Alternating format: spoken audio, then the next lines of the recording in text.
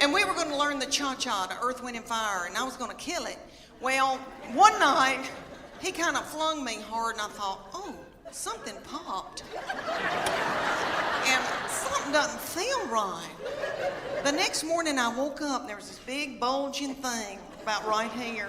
And I called my girlfriend in Greenville, Tennessee, and I said, I think I've got backed up poop. And she said,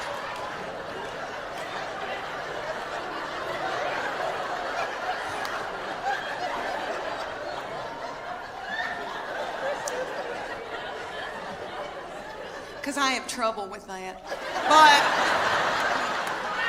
she's saying, I don't think poop goes up that far. And so she looked on her iPad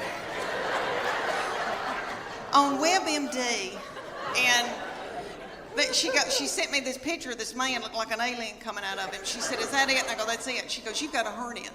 So I went to my doctor, and they said, we can't push this thing back in. And so the thing was in 5 days with the Children's Hospital, and I didn't want to let them down. And I thought, Lord, what are we going to do? And my girls stepped in and learned a dance in 4 days. Bless their hearts, and they were practically nude. And they had to wear all that too. And I came out in a wheelchair to Proud Mary Keep On Turning.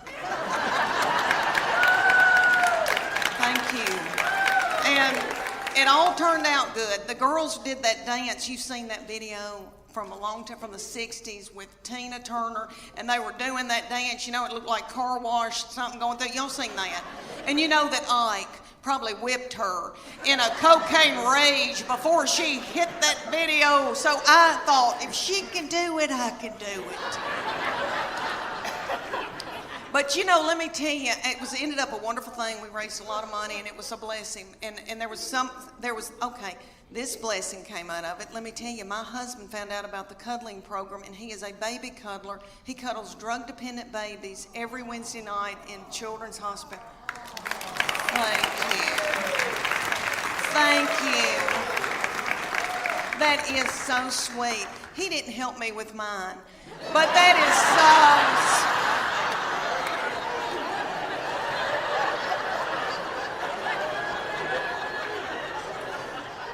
It's because he was out making a living.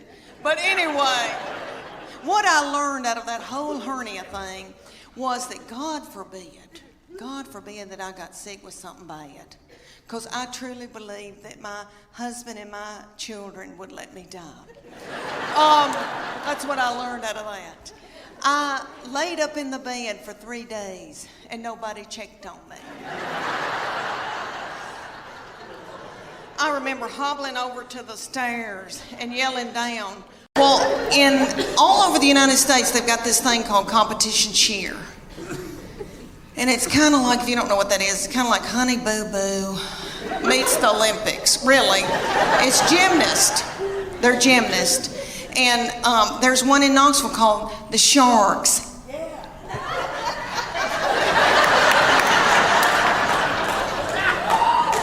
And they said, drop your baby off and she can try out to audition, whatever you want to call it. So I dropped her off, and they ended up putting her on a bad Mamma Jamma team because all the little children her age came up to hear on her. And somebody's got to throw them up in the air. So they were thrilled with her, and they treated us like royalty. But anyway, they said, you're going to come in here twice a week, learn a 2-minute routine. It's going to cost you $150 a month. It's like, okay. They said, there's a uniform that you're going to order, and it comes to here. It's going to expose her stomach. She's going to have a tiny skirt on with a slit in it with a glitter panty underneath it. It's $300. I said, that's a whore outfit.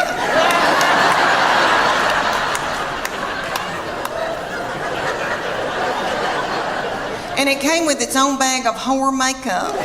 So that all the little children could look alike. And they said, y'all are going to travel to faraway lands and compete against other little whore children.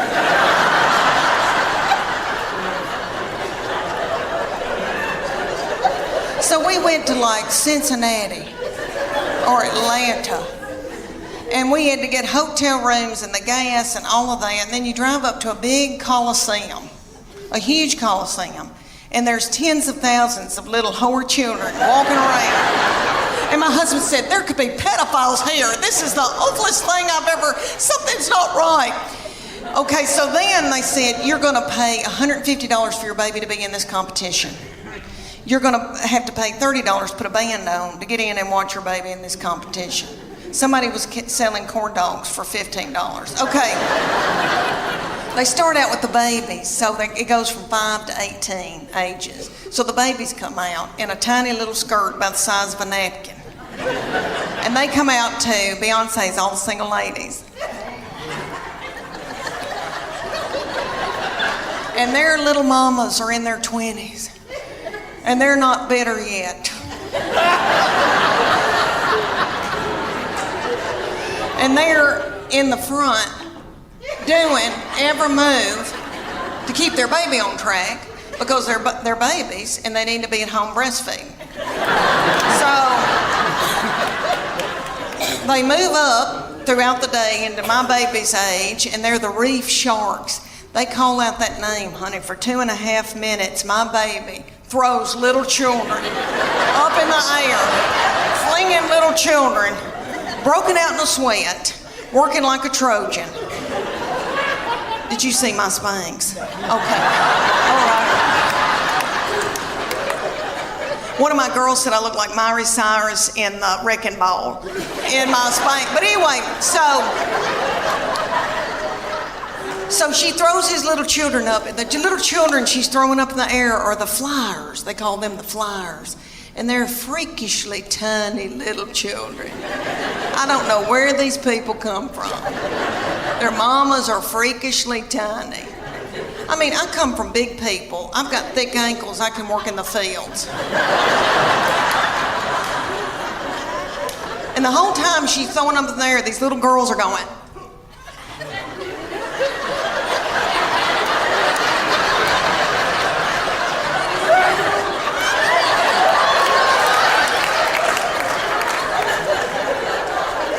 Knows why, really.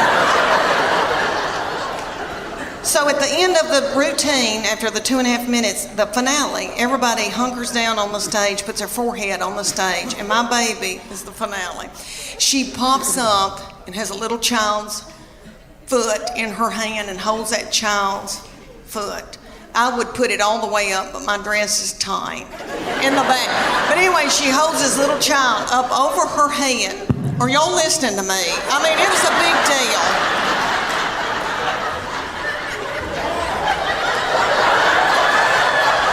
I mean, could you hold her up over your head or vice versa? I mean, you know, it's a big deal.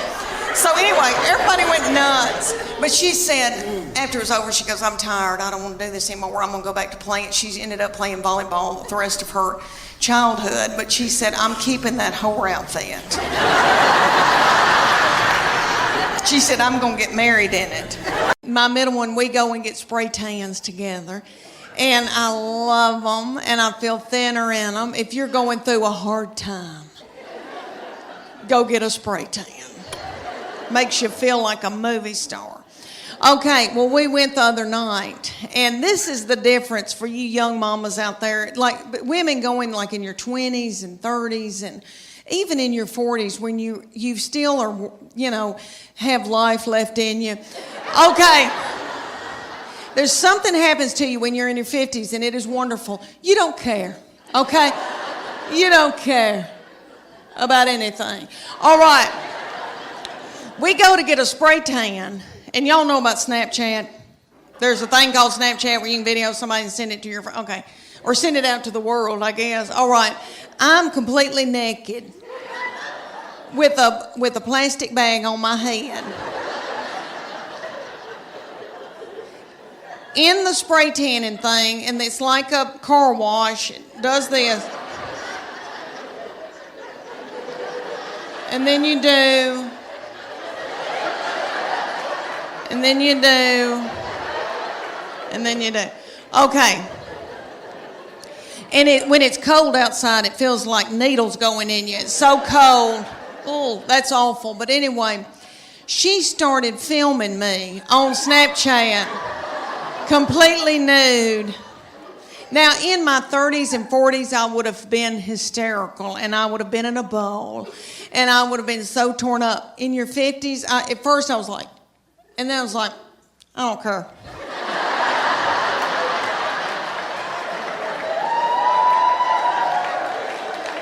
I think I may have gone. I don't care. I don't care. It's a wonderful feeling. I hope y'all can all get to that one day where you don't care. Honey, it's wonderful. I just don't care. Okay. All right. She is a beauty. And I know every crow thinks theirs is the blackest, but she's always had a bunch of boys coming around wanting to date her. So there was one that came around, and he was a player. Do y'all remember that, player? Remember? So the young people call it player. My husband's not a player. He doesn't chat at all. So he never sweet talked me or, he's not that way. Solid, though, solid. I've got good health insurance. But, he is never, charmed, not that kind of man. Okay. Well, she had this one coming around. He was a charmer. He was a player. And so he would say to me things like, Miss Morgan, you look beautiful. And I'd be like,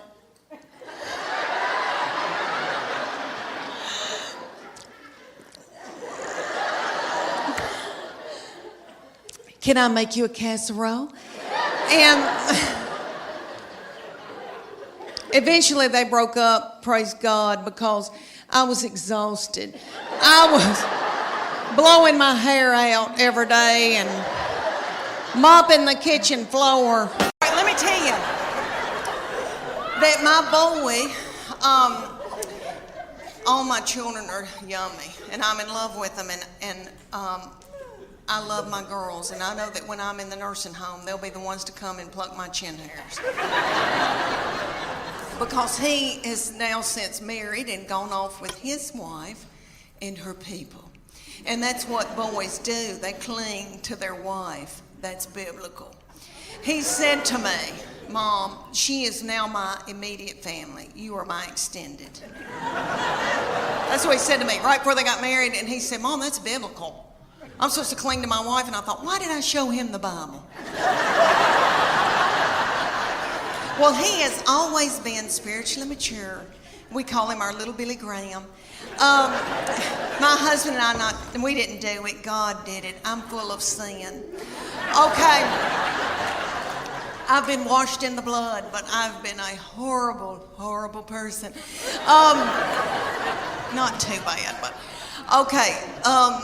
So this baby has been just like an old man all of his life. Let me give you an example. He had a little girlfriend in high school, and he would go over to her house and they'd watch movies. And he came home one night and he used to tell me everything. And I said, what y'all been doing?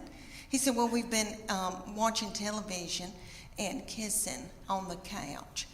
And I said, okay, baby, okay. That's all right. That's normal. But I said, before you know it, you've got your hand on somebody's leg, your arm around, and things can get out of control. And I just say, slow it down. He looked at me like I was crazy. And he said, Mom, I've prayed about this. Nothing like that's going to happen. And I know he meant that. And all I could think of to myself was some of the nastiest things I ever did.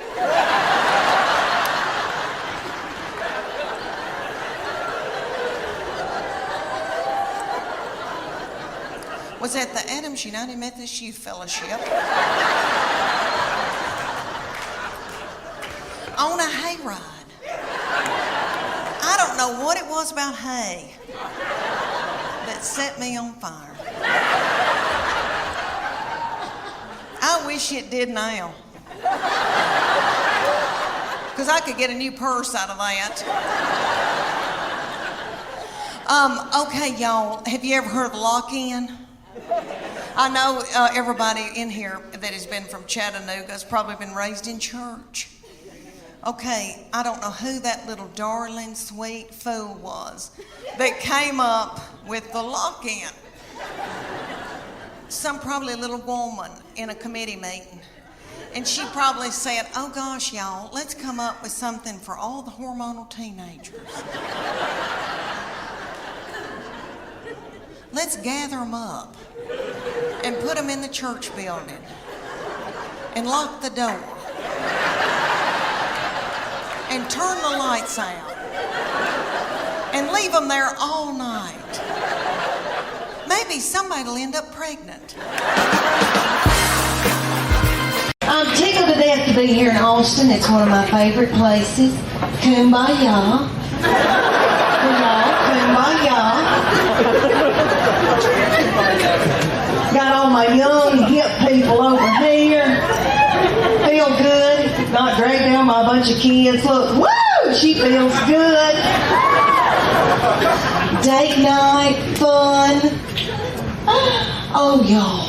Some of y'all are looking at me like, we've been stuck in the house all week in that ice.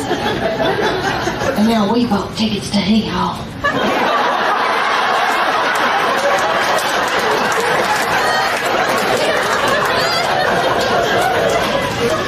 Yep, you did. I'm from Knoxville, Tennessee, but I feel very connected to Texas people because I lived in San Antonio for 3 years, and about 3 years ago, and Davy Crockett, I have to mention that every time because of Davy Crockett, the Tennessee Volunteers, all those boys, we saved y'all.